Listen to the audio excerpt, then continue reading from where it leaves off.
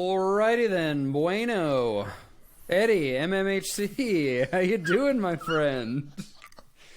Okay, this is a good story. In college, there was this girl who was like friends with our friends, and her nickname for me was Bueno, because I'm Mexican, and Bueno just means good. And I don't know why I allowed that. Like that. Yeah. I deserve a better nickname than fucking Bueno. Oh, yeah, you'd think. I didn't mean to stir up any or rip open old wounds open, but Previous trauma? I'd say, which is a perfect segue into what we're talking about today, which is trauma-informed care. I should stop laughing if we're going to talk about trauma.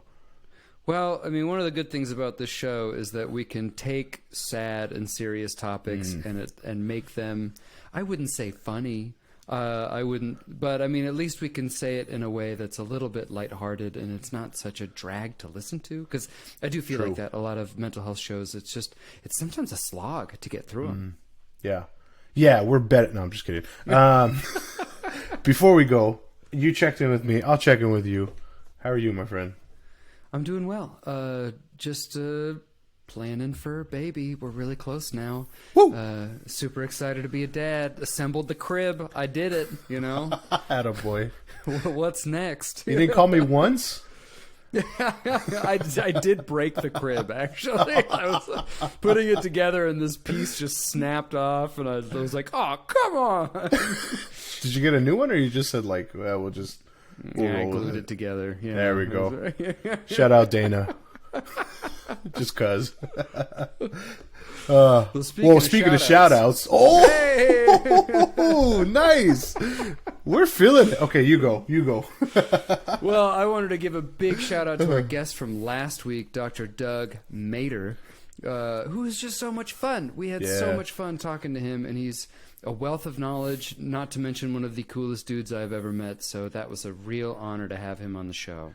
Yeah, that was badass. Remember, hug your veterinarian. And if you don't know what I'm talking about, listen to that last episode. He brought up a lot of great points. Because those vets, man, they do have a tough job. And it would be emotionally taxing. Yeah. I thought it was hard working with kids, but animals might be even harder. Yeah. I also wanted to give a big shout out real quick. I just finished a rotation at the Eating Disorder Partial Clinic here in Omaha, Nebraska, and I know that some of them have started listening to the show. So I just wanted to say thank you so much for the amazing time with you guys. It was an honor to be there. I learned so much, and thank you for listening to the show. And thanks for taking care of Justin. They babysat me so good for 2 months. Was it an adolescent eating disorder clinic?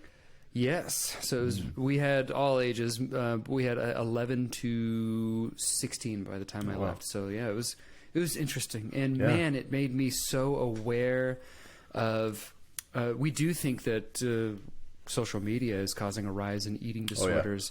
And now every time I'm on social media, I'm like, that's toxic, that's toxic, that's toxic. There's so many things that I'm like, wow, young girls should not be watching this regularly and thinking this is normal. Yeah. How much did you prescribe olanzapine? Not too much, although... It's the one, like we've talked about it on the show before. Like that's what I learned from my time in working with eating disorder. Like at my partial program that I was at, it's like that's like it's not like the magic cure or magic pill, but it's really helpful, especially like when you have patients who like need to restore some body weight, who are their physical functionings are suffering because they're not eating enough. Like olanzapine, man, they can night and day for some of these kids, the teens, adults, like real quick. Very true. So a couple other shout outs we want to give. Our next episode, we are planning on having a yoga therapist on to talk about the mind-brain connection and how good yoga is for you. We're going to have Amy Huffman on, so we're super excited. We just have a lot of really cool guests coming. We do. We don't want to brag, but we think we have some pretty cool guests coming. We're excited for it. We got a lot of cool stuff coming. Trauma-informed care. If we're jumping into it, I think it is something that I don't know where I want to start. Like when Justin brought the topic idea up, a lot of thoughts come to mind. Like I had a supervisor at some portion of my career, I don't need to give any specifics, who I think was too far to one side of the trauma-informed care, like was I don't think I can say like too trauma-informed, but was like someone who like we'd be in a meeting, like just a staff meeting, only professionals, and someone would be like, oh man, I have this really tough case with blah blah blah, so and so is going on, and she would like stop the meeting and be like, no, like we can't refer to people as cases, like that's not trauma-informed. And I'm like, well, it's just my coworkers. I don't know what I feel like that's excessive, and if you disagree with me, that's okay. We can disagree. But that was something where like I almost like that's my first memory or thought when I think of trauma-informed care. Once I get past that and I can put my own shit to the side, trauma-informed care is like absolutely like one of the most important things we can do as clinicians, whether it's as a therapist, as a psychologist, as a psychiatrist, as any type of mental health person.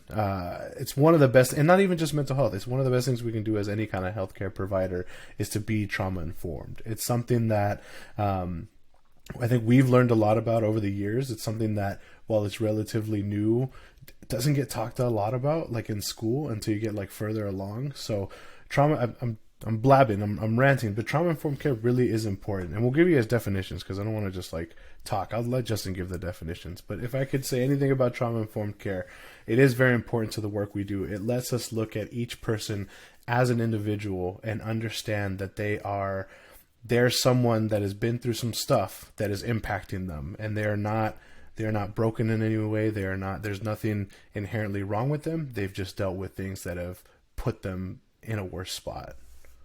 Agreed. And I feel like trauma-informed care has been one of the most important things I've learned about in my training to help me conceptualize my job and my role and how to treat people. So that's why we wanted to do an episode on it. But according to the Trauma-Informed Care Implementation Resource Center, trauma-informed care looks to change the conversation from what's wrong with you to what happened to you. And that's something we'll repeat multiple times. So changing that conversation, because in the past it was always like, oh, what's wrong with you? What did you do? And we're trying to shift that to what happened to you? How can we help? It was created in the year 2005. So in the psych world, it's relatively new. And according to the University of Buffalo, go Bills, the trauma-informed care is an approach in the human service field that assumes that an individual is more likely than not to have a history of trauma. Trauma-informed care recognizes the presence of trauma symptoms and acknowledges the role trauma may play in an individual's life. Essentially, trauma-informed care tries to shift the focus from blaming people for their mental health or behavioral struggles to trying to be more forgiving, supportive, and understanding of the factors that led to the struggles. We're going to talk about it eventually, but there's things like the ACEs, so the adverse childhood experiences. Being mindful of those things is so important. And again, before we get too deep into it, we want to remember like trauma is not just like the old head definition of like you're in war or like you been through some stuff or you've seen some shit. It's also perceived trauma. So if you feel like you've been impacted or you feel like you've been traumatized, that 100% is trauma, and that's something that we need to take into account when we're treating you, when we're working with you, and when we're just trying to get you help. Yeah, to give a weird example, I actually just recently met a young person who had some vicarious trauma, who actually had a pet killed by another pet. And they walked in after this had happened. And this was so traumatic to this young kid. I mean, it was like preteen, that they were having signs of PTSD, flashbacks and nightmares. And it's just like, so your traditional ideas of what trauma is doesn't fully encompass what we're talking about. We want to encourage and reinforce that we really mean it could be anything. Any sort of experience can be traumatic if you feel like it has been traumatic to you. Oh, yeah. Justin? Tell us why this is important. This is important because on this show we like to encourage our listeners to rethink the way they do things. We always say, like, just because people have done it for forever doesn't mean we should keep doing it. And the psychiatry and mental health in America, and the rest of the world for that matter, doesn't have a very stellar history of being very loving, accepting, or holistic. So we want to kind of change that. And our current language around mental health and the way we use it can be really judgy and prevent people from getting help. Yeah. The example that I think of when I was reading through this is like, it's to this day, I mean, it's going to take some time, but like when people say commit suicide or try to kill themselves, I mean, that's fair to say like kill yourself or kill themselves, like when trying to describe suicide. But when people say that someone committed suicide, like I cringe a little bit, and I know it'll take some time, but trying to shift that language of commit to like died by suicide or attempted to die by suicide, like that right there, trauma informed language, very important. But overall, we want to teach you about trauma informed care to better equip you to talk about these things, whether it's with friends, being able to support your family, or even just being easier on yourself if you're struggling, because we have found that it is really, really helpful. I talk with kids a lot where they tend to go easier on other people. They tend to go easier on their friends when they're needing support. They tend to be hard on themselves. So if we can teach you to be easier on yourself, I think that's just a good skill to have. Mm-hmm. Well, Eddie, tell me a story. The one I thought of, I was going back and forth on what I wanted to share, but the one that popped up when you said about the vicarious trauma, or even just like the more of a different story, there was a kid that I'd worked with years ago who had a hard time in a class and like would get to school and would run away and just wouldn't come to class. They could never get him in class. They didn't know what was wrong. Weeks went by and he would get to school, run away. Parents would have to pick him up. It turned out that the reason why he kept running away from class is because one of the times he really had to use the bathroom, and the teacher didn't let him use the bathroom, and he ended up peeing himself. So he had a really hard time getting back to class and was like really embarrassed and like worried that the same thing was going to happen the next time he went back to class. Once we figured out what the issue was, once we figured out what was wrong, I think they ended up changing him from class to a different classroom. He was fine and didn't have any issues anymore. Hopefully not as much issues. He might have. But I think I remember specifically that being just really helpful that he did switch classes. He probably had some other things going on after that. But that was when he eventually told me that was what he was scared of. I felt so bad. It's like nobody asked, and I don't know if the teacher had noticed or not, but just something to think about. Again, perceived trauma. If it's something that's embarrassing or feels like it's the end of the world for something, that could really have a long-lasting impact on them. Mm-hmm. And my story for today is we actually did a whole course on trauma-informed care. Thank you, Dr. Rolly Roberts. It has been a huge piece of my education. And I really do think it was a big influence in my training, and it really resonated with me. It made me realize that this is the way I want to practice. This is how I want to be as a provider. I want to be trauma-informed. I want to be aware of the things that people have been through and be the kind of person that people can talk to about these kind of things instead of just throwing pills at people and say, take this, it's good for you, I'm your doctor. So to give an example, I was working with some older school doctors, and they would almost have like a police-like mentality when talking with kids, where they would use questions like, what did you do? What were you thinking? Do you understand the consequences of what you were doing? Ugh. And I was really overworked and stressed at the time, so I was starting to pick up on that too. And I felt like because that was being modeled to me, that's how I started to view these cases as well. Sorry to use not a very trauma informed. Damn it, Justin! What did I just say? So then I had the lecture in trauma informed care. And it helped me realize why I'm doing what I'm doing and how much and the kind of doctor that I want to be. And my mindset switched to trying to understand the situation and how the situation impacted these kids and their decision making. So as a non-specific example, say a kid comes in after making threats to burn down a school, and man, it happens all the time. Mm-hmm. A lot of people would do a basic threat assessment, see what their plan was, assess their level of intent and the risk, and let the legal system put them on probation, and that's kind of it. But a more trauma-informed care lens would be to try and understand the child, see why they made those threats, instead of just focusing on the threats and the consequences. So you might find out that the kid's grandpa just died, or some big stressor happened in their life. And he's got a lot of anger because of it. Maybe the young person witnessed a lot of domestic violence growing up, and dad used to scream, I'm going to burn this house down with all of you inside of it, when dad was mad. So you assess what the child's been through, what the child needs, and you work on getting them a trauma therapist and the resources that they need to be emotionally supported so they don't feel like they have to act out that way again in the future. Couple thoughts. You gave a good example, so this is really going to mess up the mood. When you said like the who's your doctor, I thought you were going to say who's your daddy. I was like, damn, that's what the hell kind of doctors were you working with? Who's your daddy? Anyway. Well, you're going to be a daddy. Okay, here we go. Stats and facts. We're moving forward. First one. According to the VA, is that Veterans Affairs? Is that what it stands for? I believe so. Yes. Perfect. In the general population, 60% of men will experience a traumatic event in their lives, and 50% of women will. Unfortunately, women are more likely to experience sexual assault and child sexual abuse, while men are more likely to experience accidents, physical assault, combat, disaster, or witness to death or injury. Like we were saying earlier, other types of trauma include all sorts of things like physical abuse, emotional abuse, and child neglect. That's the most common form of child abuse is neglect, but it's the one that people don't really think about or care about because they think, oh, nobody hit me, so I didn't experience any abuse. But if you were just left alone to your own devices for long periods of time, that is also technically abuse.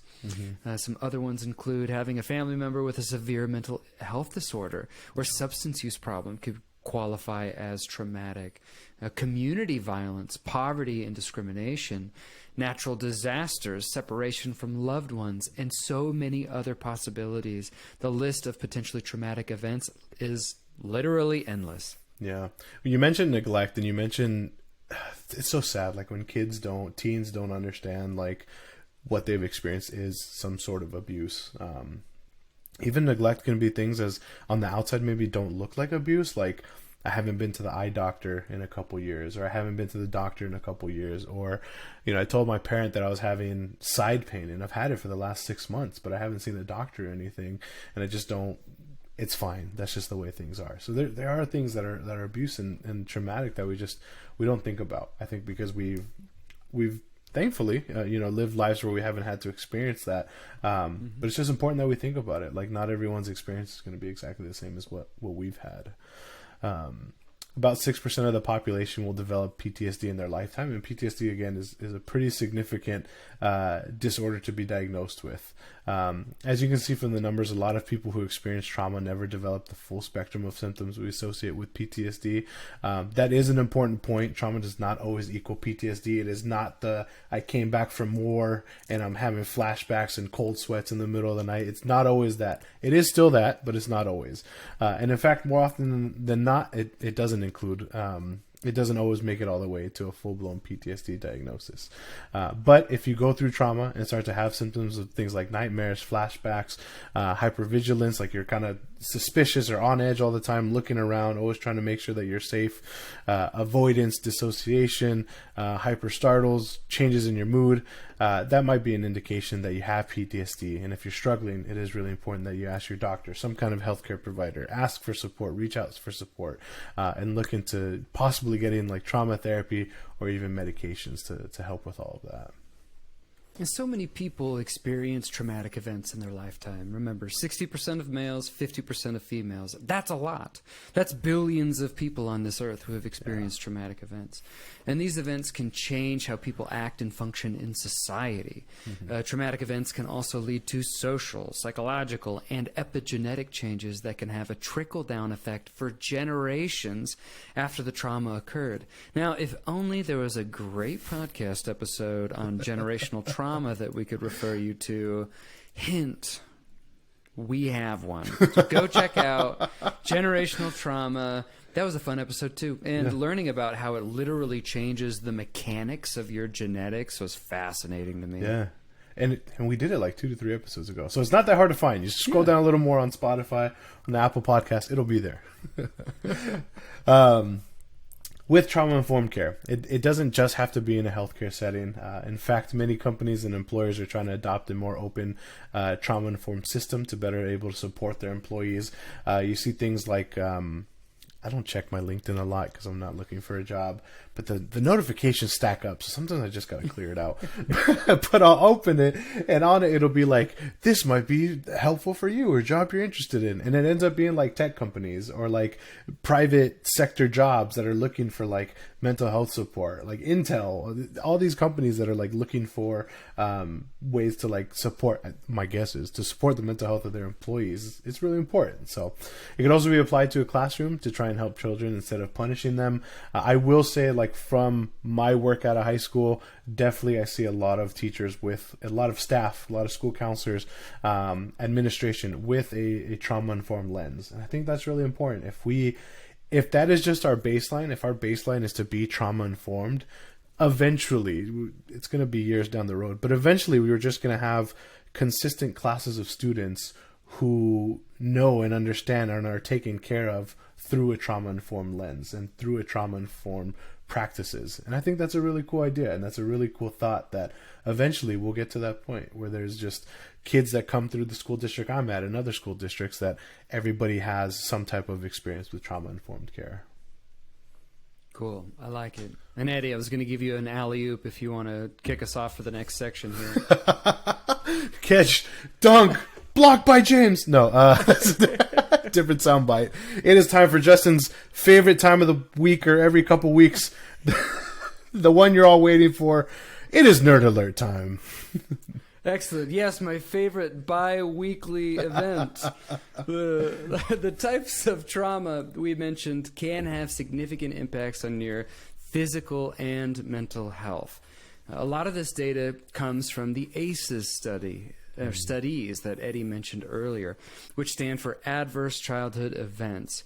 Childhood trauma specifically increases risks for multiple disease, and this is well studied, well established. So lung disease, heart disease, liver disease, autoimmune disorders, sexually transmitted infections, depression, anxiety, and others. So for this Nerd Alert, let's talk about the nervous system, particularly the autonomic nervous system. That's made of the parasympathetic, which is your rest and digest, and your sympathetic nervous system, which is your fight or flight. So in survival situations, the sympathetic nervous system kicks in. This is our fight, flight, or freeze in response to stress. And sometimes when your fight or flight system is activated by a traumatic event, the brain has a hard time getting back to baseline and becomes hyperactive or too easily triggered. So that fight, flight, or freeze response starts to kick in and overactivate at really inappropriate times. For example, I know a lot of young people who have charges for assaulting cops. It's just like a really common thing in child psychiatry. And when I talk to a lot of them, they're super chill. And I don't see how they got to the point of being so escalated that they assaulted a police officer. And when I talk to them about it, 9 times out of 10, they tell me that they had a trauma reminder, which escalated them to the point where they couldn't control themselves anymore. So sometimes that causes those flashbacks to the trauma, and that fight response kicks in so hard that they just can't control it at all. Like they say things like, my stepdad used to hold me down and hit me. So this is a trauma reminder. And so that fear center of the brain, the amygdala, takes over, which literally shuts down the connections to that frontal lobe, the area that gives you control over your actions. So cops, they tend to generally de-escalate by force. They want to hold you, they want to grab you, they want to cuff you, they want to physically restrain you, which causes kids to rearrange the cop's testicles with their foot. Like they kick them right in the nuts. And so that trauma reminder causes the amygdala response, so they lose control of their actions, and their fight or flight kicks in, and they fight, and they kick the cop in the nuts. So that's how they end up picking up assault charges from a neurologic level. Man, that's the whole time, not the whole time, but as you're sharing like the last part of it, it just makes me think back to like my kids when I work for the juvenile department. Like so many of them have these like charges or these probation conditions and you talk with them and they're like some of the nicest kids I've ever met, but they've been through a lot of stuff and they don't normally know how to react to things, and they do things that when you try to talk with them, they can't even explain it. Sometimes they can't. They just can't. Like in your example, you have kids that do know, but sometimes you have kids that just don't know. They're just, I didn't know what to do. I didn't know any better. Like I wasn't thinking, and I need help to stop and think. And it's like, it makes so much sense. Like it really is impacting your ability to make, I don't even want to say the right decision or normal decisions, just make decisions that are less dangerous or less risky because of traumatic experience. And I think if there are two populations that we need to apply trauma-informed care to the most, it's the foster care system and the correction system. Yeah. Because if you dig in on any of those cases with those kids, you'll find a history of some sort of trauma. I should say not every time, but 9 times out of 10, 95% of the time, you will find that those kids have seen some horrible things, been through some horrible things. Yeah, I was going to say, even if you don't want to say, like, give a number, like, it's going to be high. It's up there. Like, we can guess it. It's pretty high. We gave you all this information, so now what do we do about it? If you've been through trauma, we always encourage people to go to therapy and work through the trauma. We understand that that's not always the most accessible for people, but our hope is that you're able to reach out for support and find people who support you, even if it's not a trained professional. Starting with people who can support you, I think, is a great place to start. It can help you if you do end up in therapy, you do end up with a professional. It can help you to be able to process the trauma so that it does not get into the way of you being able to live your life. And I meet a lot of people all the time who are middle-aged or getting into the elderly years, and they tell me that they've never really even processed their traumas. Yeah. In their minds, it's in the past. Why would I want to open that box up? But if that trauma is still impacting you years or decades later, you might want to consider doing trauma therapy to process what you've been through to regain that control of your brain again. I met a guy years ago who, I don't know what it is about my face sometimes. People will just tell me stuff. And I don't ask, but they'll tell me. And I'll listen because I don't know any better. But I met this man years ago who was telling me that he was in the war. I don't remember which war. I'm not good at American history. But he was in a war. And he told me that he came back from it, never got any treatment for the stuff that he went through. And he told me, he's like, yeah, I'm pretty sure I had PTSD. I had nightmares, flashbacks. I'd wake up in a cold sweat every night, and it was awful. And then finally it went away. I was like, oh, me thinking that he went to treatment. It's like, so what happened? Like, what did you do to help it go away? He's like, I just drank a lot. It's like, damn. Well, I'm glad you're good. I don't, but yeah, I mean, there are generations of people who are just like, they don't know any better. They don't know that there's opportunities out there to get better and to work through it.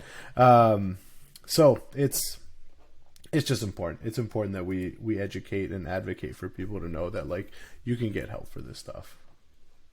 There are a lot of resources out there. There are providers online if you're interested in learning more about being trained in trauma-informed care. We've talked about like EMDR.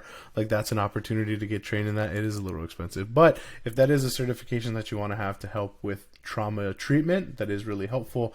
There's a website called traumainformedtraining.com that you can even get a certification through their trainings. I think Justin did mention he used the website traumainformedcare.chcs.org. We'll make sure all these links are in our show description so you can check them out. But they are good learning experiences if you do want to become more trauma informed.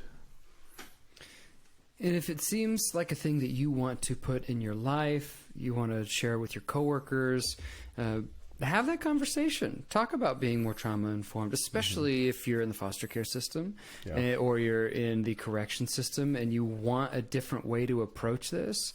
I think it's a great place to start is having that conversation with coworkers and try to advocate that your institutions do this as well. If there's one thing we want as an overarching goal of this show, it's to spread love and positivity. And if we can create some change in some of these archaic systems that are just so stuck in their ways and view kids as delinquents, then, man, we're doing something right. So for our sake and for our egos, please spread this. Yeah, and I think just even us making the conscious decision, or you all as listeners making the conscious decision to try to be more trauma informed, can be really helpful. We as people, we have that circle of like influence that we can have on others. And the more that we try to change the way that we do things and be more trauma informed, that could pass on to other people that we know. And then from there, that could pass on to people they know. And it's just this ongoing cycle of being able to help people out. So think about it that way. You can make an impact on a lot of people just by impacting the people immediately around you. Mm-hmm. Well, and finally, we're bringing back the celebrity section, and I'm not really even sure why this had went away for so long, but we are going to be talking about some celebrities who have been through some traumatic things in their lifetimes. So this is mostly from the website, which sounds very credible, Summit Malibu. But I did cross-reference these and find that, yes, these people have been through some traumatic events, and they've talked about these in public, so it's not... it's okay. We'll take it. First one is Oprah Winfrey. And I know we've talked about Oprah on the show in the past, but she experienced severe physical abuse from her grandparents who primarily raised her. And she also had a really rough early life. She witnessed a lot of domestic violence between her grandparents because they were not only abusive to her, they were abusive to each other. And she was able to do something that we call sublimating the trauma, which is a psychological mechanism people use to turn really negative, really horrible things that have happened to them into positive things in life and helping others. So we just wanted to give a huge shout out to Oprah. I don't know if she needs any more shout outs as one of the most famous and successful women. Get Oprah on the phone. If Oprah happens to listen to this, I just wanted to say I watched a lot of Oprah growing up with my mom. And along with Mr. Rogers, I felt like it was a huge influence on my life and helped me really relate and understand people. And it's a big reason why I'm here, is Oprah Winfrey. So shout out Oprah. Do you remember Drake and Josh? Yeah. Didn't Josh have like a crush on Oprah? Or am I making that up? That is a great question. This might be a Google thing. All right, here we go. He's Googling. I'm watching. He's typing. We're good. I feel like he did. And if I'm wrong... Drake and Josh, Oprah, crush. Oh, God. Oh, yes. According to MTV.com, when Josh was a BB... I'm not sure what that means. He had a crush on Oprah. When Drake accidentally married Yuka from Eudonia. Whoa, what is going on here? What are these words? What did you look up? We'll leave it at that. Someone feel free to fact check us. You can send us a message if we were wrong. If I was wrong. Moving on. Next person, Mick Jagger. Oh, man, this is embarrassing. Mick Jagger did something. He's famous for something. I had a feeling you might not know who Mick Jagger is. Give the bio and I'll give the info.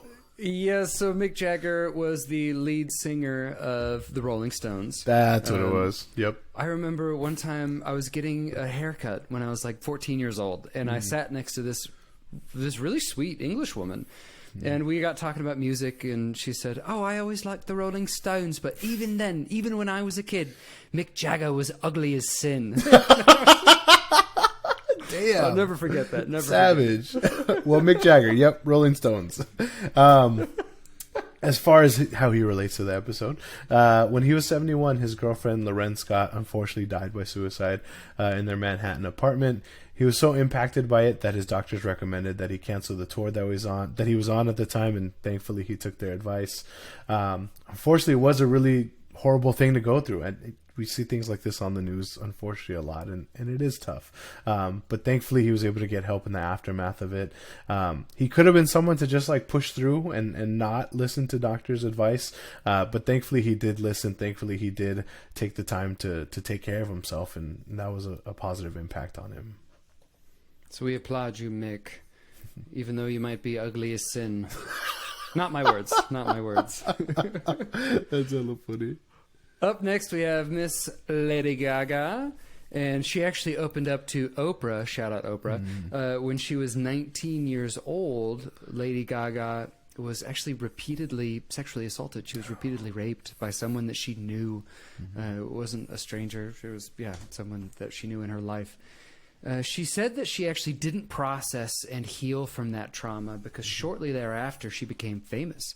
And she was young and famous, and she had so much going on in her life that she didn't really have the time or headspace to slow down and process it, and it really impacted her life and her mental health because of it. Yeah.